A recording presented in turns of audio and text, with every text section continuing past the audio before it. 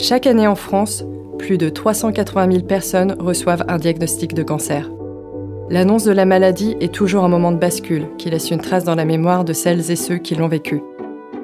Vous écoutez Osons la vie, un podcast proposé par Rose Up, une association qui aide et qui accompagne les femmes atteintes par tout type de cancer. Dans cet épisode, découvrez l'histoire d'Emma. Alors qu'elle passe un oral d'anglais, Emma ressent une forte douleur dans sa poitrine. Elle consulte rapidement son médecin généraliste, qui n'est autre que sa meilleure amie. C'est par elle qu'elle apprendra qu'elle est atteinte d'un cancer du sein. Une annonce qui réveille le côté guerrier de cette ancienne sportive.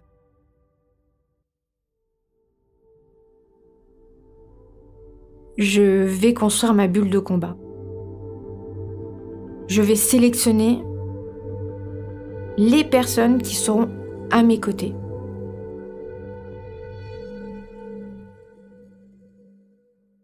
Je m'appelle Emma, j'ai 36 ans, j'habite à Salles-sur-Sanne et j'ai eu un cancer du sein en 2020.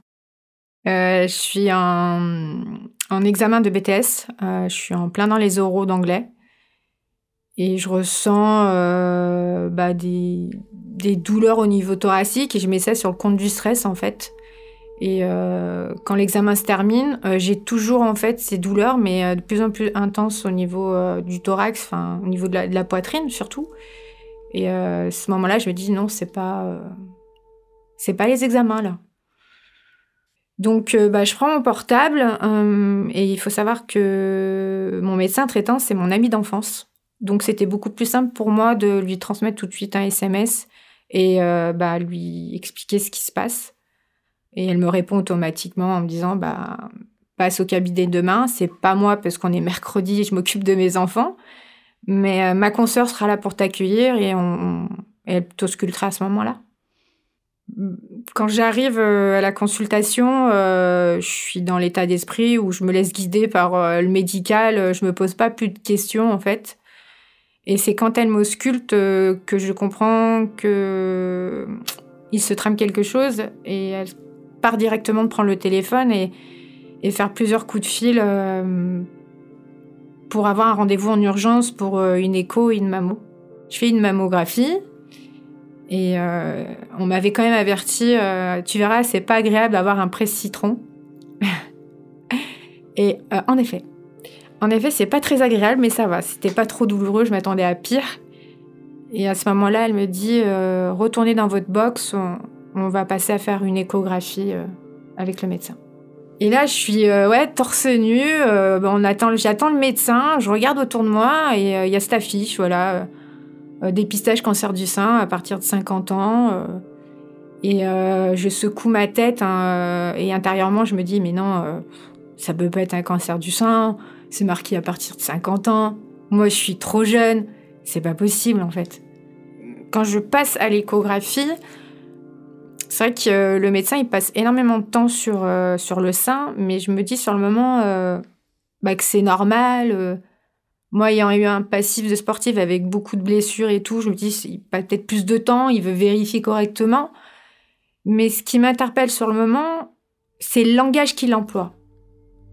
Il dit « Oula, il y a des nodules ». Sur le moment, quand il dit ça, je me dis « Mais qu'est-ce qu'il raconte ?» Enfin, moi, ça me passe au-dessus dans le sens où je connais pas ce langage.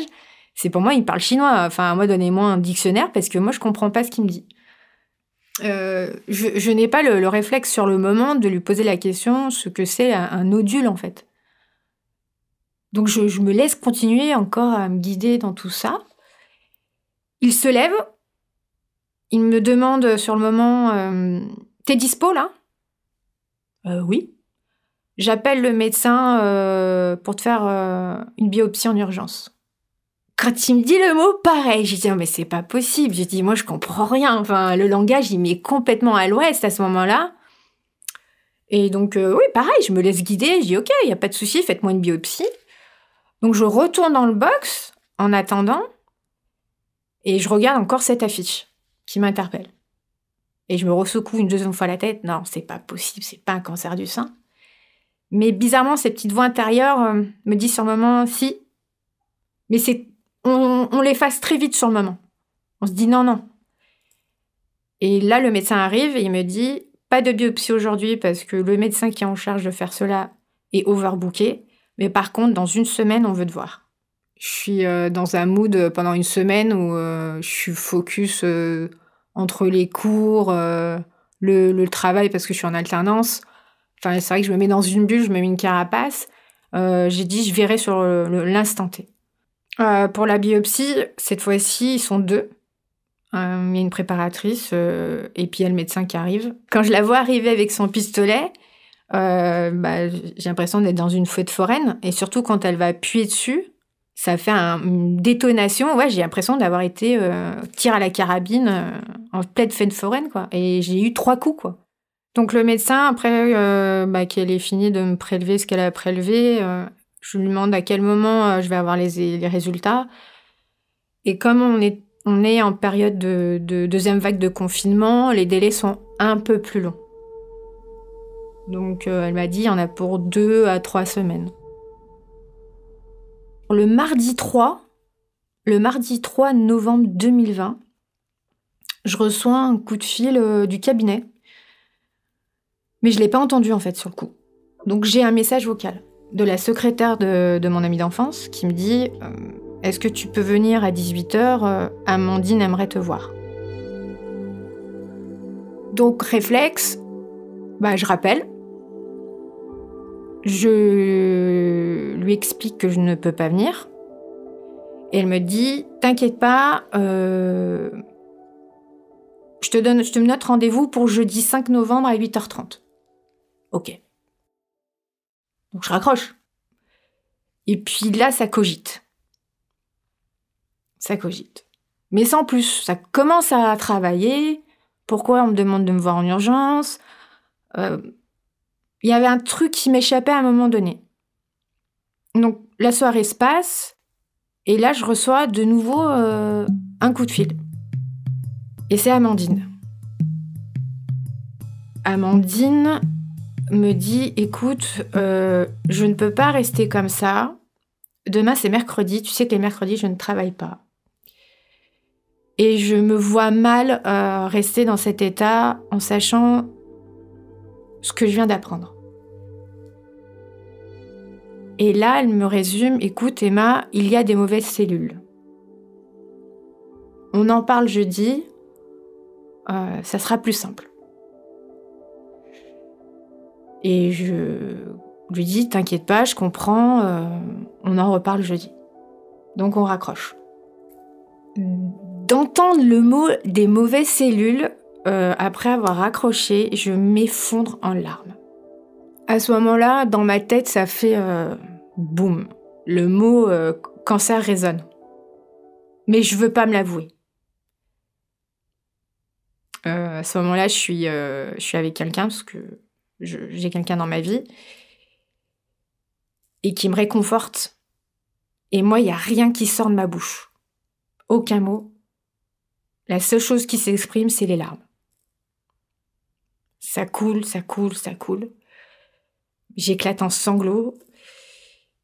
Et c'est hyper dur parce que il m'aide à ce moment-là à reprendre ma respiration.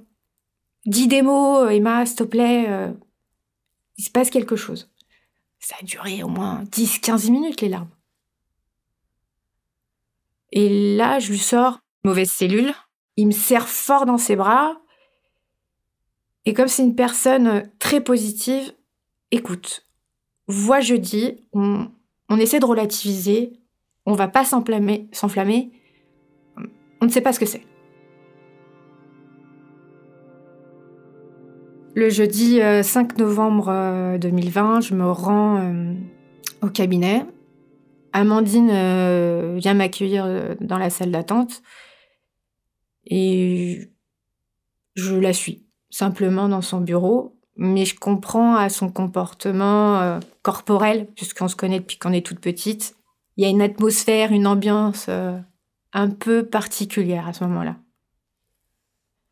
Donc elle me fait signe de m'asseoir, elle s'assoit derrière son bureau et je vois qu'elle croise les mains. Qu'elle croise les mains et carrément les bras à ce moment-là, accoudés sur son bureau. Et Elle baisse légèrement la tête et puis elle la relève et me regarde.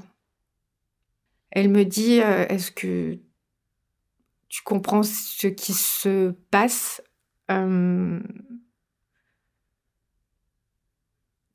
lui réponds, tu m'as dit mauvaise cellule. Et je lui demande, cancéreuse? Et elle me répond, oui, c'est un cancer du sein que tu as. Donc, je m'effondre. Et elle me réconforte du mieux qu'elle peut. Je vois ses yeux aussi larmoyants. Et là, elle reprend le dessus en tant que médecin et me pose plein de questions. Même si elle me connaît, mais je pense que c'est le protocole qui veut. Est-ce que tu bois? Tu fumes? Est-ce que t'es fast-food à fond? Je dis, bah non, tu le sais. Le sport, je dis oui.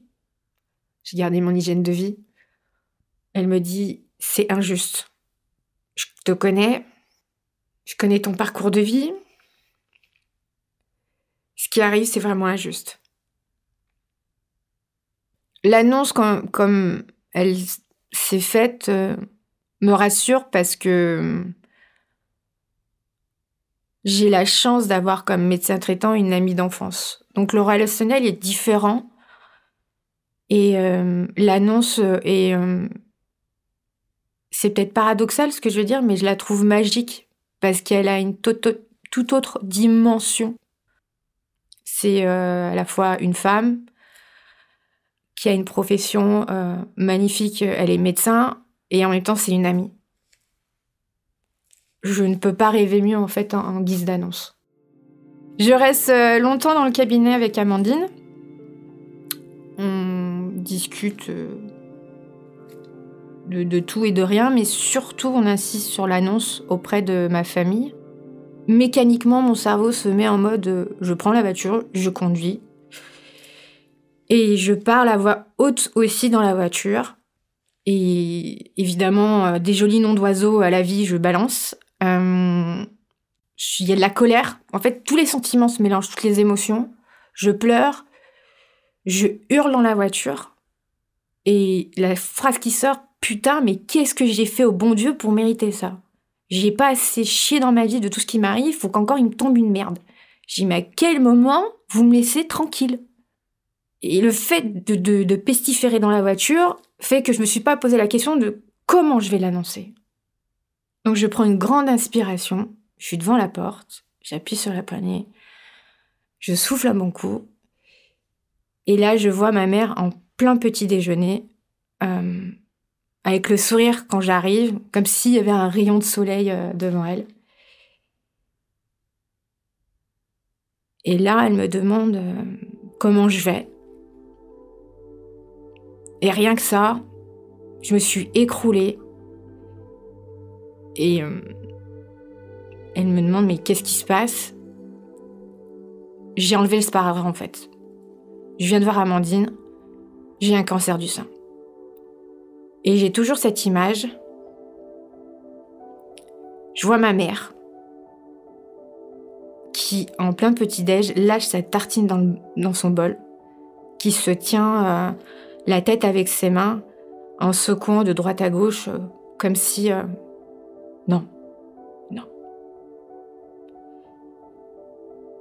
Et forcément, je m'écroule en larmes, je m'assois sur la chaise, et je dis, mais putain, pourquoi moi? Ma mère, sur le moment, elle a le réflexe, comme toute maman, de venir te réconforter. Et elle te dit, écoute, te pose pas les questions pourquoi. La vie, c'est comme une loterie. Là, t'es pas tombé sur le bon numéro. On va s'en sortir. On est une équipe. On va rien lâcher. En fait, quand elle emploie le mot « on », pourtant c'est impersonnel, mais là, non. Le « on » prend tout son sens et ça fait tilt dans ma tête. Je vais construire ma bulle de combat. je vais sélectionner les personnes qui seront à mes côtés. C'est mon combat, c'est moi qui choisis. Qui va en faire partie ou qui ne va pas en faire partie. Et ma mère me dit, tu sais que ton père, il rentre que ce soir du boulot. Là, je dis, ok. Elle me dit, je t'enverrai un message. Tu pourras monter. Pour en parler. En sachant que l'année 2020, c'est vraiment une année de merde. Avant le début du confinement, on enterre ses parents en l'espace de 24 heures. Il perd ses parents. Et on apprend la récidive de sa sœur d'un cancer du vagin qui s'est métastasé. Et moi, je lui apporte la cerise sur le gâteau. Je reçois un SMS de ma mère qui me dit « Papa est arrivé ». Donc, ni une ni deux, je prends la voiture, je pars. Autant le matin, j'y suis allée franco. Là, j'y vais un peu à reculons. J'ouvre la porte, je vois ma mère en train de cuisiner. Mon père est devant la télé. Il me voit arriver, il se lève. Il prend son manteau parce qu'il va fumer sa petite clope dehors. Donc je l'intercepte à ce moment-là. Et je lui dis « Papa, j'ai quelque chose à te dire. » Je lui dis « Est-ce que tu peux t'asseoir ?» Il reste debout, il me regarde, il me dit « Ah non, c'est bon, vas-y, dis-moi. » Ma mère, elle assiste, elle lui dit « Assieds-toi. » Donc il s'assoit. Je lui dis « J'ai reçu mes résultats. » Donc là, il est attentif parce que tout de suite, il me regarde. Il me dit « Alors ?» Je lui dis « Papa, j'ai un cancer du sein. » Le regard livide. Et il baisse la tête. Il se lève, le réflexe. Il prend sa clope pour dire d'aller sur la terrasse et je l'arrête tout de suite. Je le regarde, je lui dis « Papa ?» Il me dit « Oui, j'ai entendu. » Je lui dis « Écoute, maintenant je vais enchaîner. Moi, j'ai besoin de mon père. Si t'es pas apte, je préfère que tu me le dises maintenant. Parce que ce combat, il va être assez compliqué. Mais t'as le droit de dire c'est trop lourd, t'as le droit. C'est maintenant. Mais pendant ce combat, va falloir filer droit, quoi. Il fallait que je lui mette cet électrochoc à ce moment-là parce que je sais ce qu'il traverse. On a un peu les dommages collatéraux face au décès et à cette récidive de ma tante. Évidemment, il fallait que je sois plus dure pour lui annoncer. Il a fait partie du combat, évidemment. Et à ma plus grande surprise, il a fait un geste magnifique.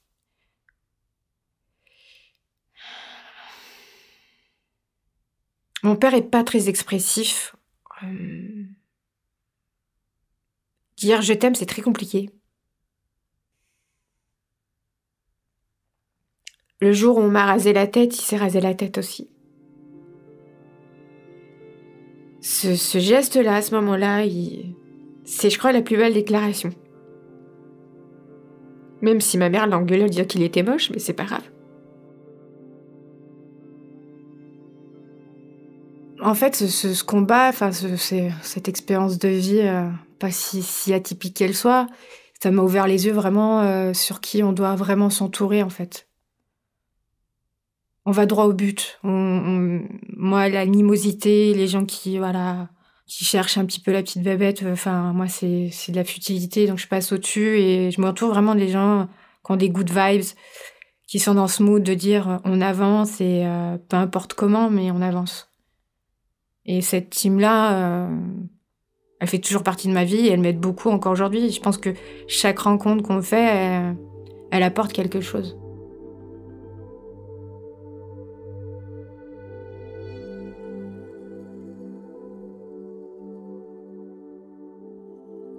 Vous venez d'écouter un épisode de Osons la vie qui accueillait Emma Pinto. Merci à elle pour son témoignage.